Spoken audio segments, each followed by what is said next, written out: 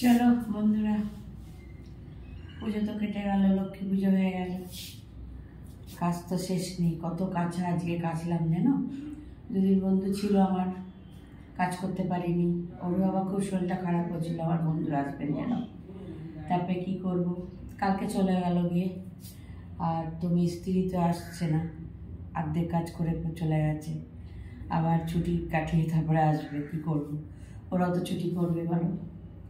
দেখো না ঘরের কি অবস্থা, ঝাড় দেওয়া পোছা করে ঠোরে কাচলাম। আজকে প্রচুর কেচেছি, কেচে এসে এই নিচে নামলাম ঠাকুর দিয়ে।